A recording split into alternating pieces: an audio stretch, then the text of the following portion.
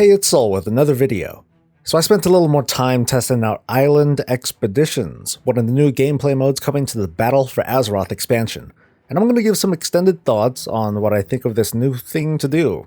Unlike the Warfronts video I did earlier, this mode is actually testable, and I can give a few impressions on what it's like so far, but I'm also going to get into the design of where Island Expeditions may fit in an average player's day-to-day routine. This is based on alpha impressions, so expect there to be numerous changes and modifications as we get closer to launch, and I'll provide some last-minute impressions as we get there. You probably already heard about what expeditions are, but in case you missed it, here's a quick rundown. It's a 3-person scenario where you and your team are taken to one of several possible islands, and your objective is to gather a specific amount of Azerite, the WMD of WoW. In your way are all sorts of island adventures and monsters and mini-puzzles, and most importantly, an opposing team also trying to gather Azerite.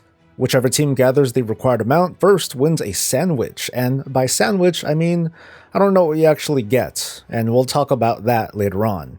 Part of the sell of expeditions is the varied experience you're going to have.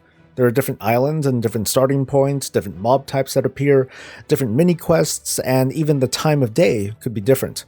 Controlling the enemy team is the debut of a computer AI meant to simulate the behaviors of players, or to be more precise, to deliver less predictable combat. Multiple difficulty modes will try to keep the content relevant, and there's expected to be a PvP mode, where the opposing team is a set of players instead, which will add to the mix even further. Based on this information and by my initial impression, I'm hopeful that by launch, Expeditions will be well received by players. But as for my first impressions in this very early iteration of Expeditions, I am totally unimpressed, but don't get me wrong. I fully expected this reaction when this feature was first announced, and I guess throughout this video you'll hear why.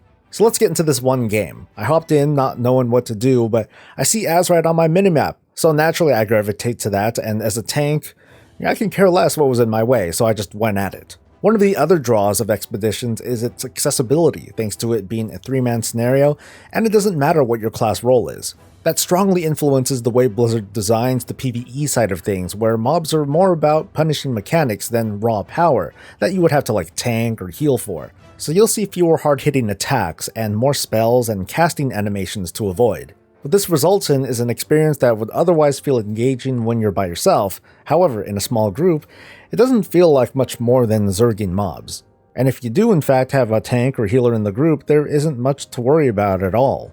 Mind you, this test is in the normal difficulty setting with our item level set to what I guess would be considered normal. But in a recent announcement, this type of experience that I'm having here, like what you're seeing, this with some modifications might be the heroic difficulty. What is cool is that overcoming expeditions isn't all about mob difficulty.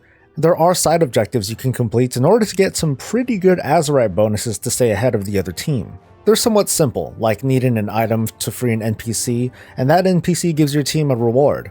There's a sense that everyone on the team can contribute, and it isn't just about the combat. Over at your home base, there are also vendors that you can buy power-ups with. I have no doubt that repetition will set in, at least with regards to mob placement and island mechanics. The idea behind this isn't too different from playing the similar maps in MOBAs or first-person shooters, or in WoW's case, Battlegrounds. The high-level routine is going to be the same on paper, but it's the opposing team that's going to spice things up. Due to the low-ish difficulty setting we've been testing though, it's hard to say whether or not the combat will be threatening enough to notice the small puzzles that'll be presented before us. So at least at the moment, I'm finding this first iteration of Expeditions to be pretty underwhelming. Here's some more feedback. Since Expeditions are going to be role agnostic, Blizzard already thought of ways to get around that by giving mobs a few more mechanics to worry about, as well as non-combat objectives, as well as harassing the team. I never ran into a Sneaky Pete situation, or otherwise, I didn't notice significant CC in part of the other team. Maybe it's because the AI is undertuned or the difficulty setting is low, but I've got to say, at least as things are right now, Expeditions feel mostly non-threatening.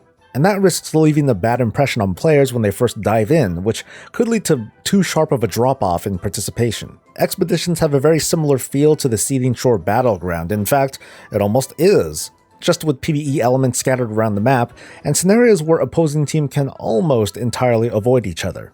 I'd suggest moving the slider just a little bit to encourage more competition between the teams in such a way that they're more likely to run into each other.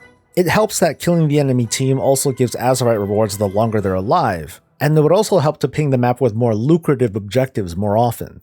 I can see situations where players can pounce on another team while they're fighting a few difficult mobs and using CC to essentially wipe them.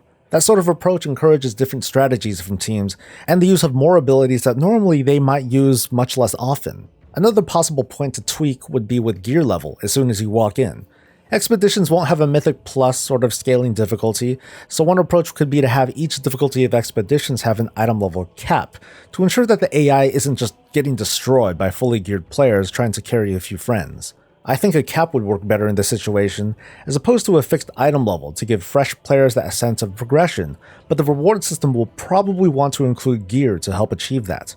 I think it goes without saying that Azeroth will be a primary reward for participating. I think that when it comes to the PvP mode, I'm under the impression that players will be put into stat templates, including PvP talents, and I'm not sure what to think of that just yet. I'd like to hear what you think. The more critical analysis I have on Island Expeditions, sadly, is with its very existence in WoW. The Battle for Azeroth expansion has more content than ever before that we can pick and choose. Mythic Plus has firmly established itself as an alternative endgame which revitalized Dungeon's longevity. The World Quest platform provides lasting content and also makes endgame questing feel useful for a longer period of time. Along with Island Expeditions will come Warfronts, which we're still unsure how often we can run those in a day or a week, and for PvPers there's an unknown element there with War Mode, which also could unlock other activities or otherwise spice up the game in the open world. Without knowing the rewards that will come out of these, we can only speculate on how to juggle all of these new things to go along with whatever it is we already do in WoW.